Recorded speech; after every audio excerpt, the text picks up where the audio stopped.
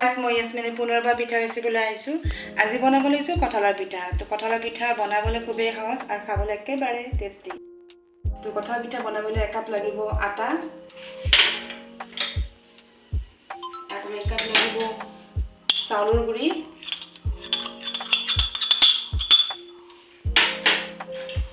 আধা কাপ লাগিব চেনি,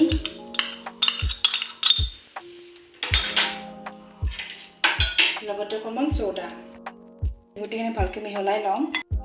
লাগিব কঁঠালৰ ৰস। মই কঁঠালৰ গুটিকেইটা এৰুৱাই কিনে মিক্সিত গ্ৰাইণ্ড কৰি লৈছোঁ।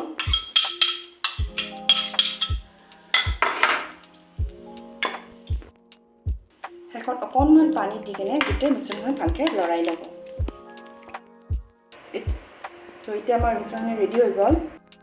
তাৰপিছত কেৰাহীত তেল গৰম হ'বলৈ দিব। তেলখিনি অকণমান গৰম হ'লে এটা এটাকৈ অংশকৈ ভাজি ল'ব।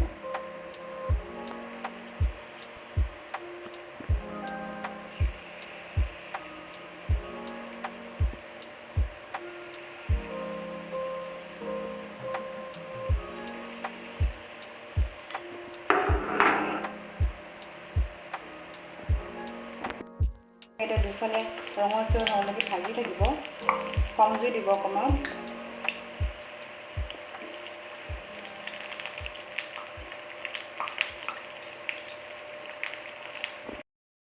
দেখা পাইছে পিঠাকেইটা ধুনীয়া ৰঙা হৈছে। এতিয়া মই আপোনাক তুলি দেখাম এটা এটা কৰি।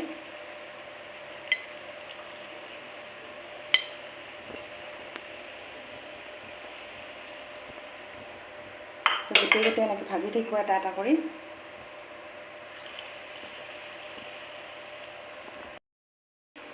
তো এয়া মোৰ পিঠা ৰেডি। খাবলৈ বহুত টেষ্টি হৈছিলে। আশা কৰিছোঁ ভিডিঅ'টো চাই ভাল পালে। যদি ভাল পালে কমেণ্ট কৰিব, লাইক কৰিব, শ্বেয়াৰ কৰিব আৰু চেনেলটো ছাবস্ক্ৰাইব কৰিব।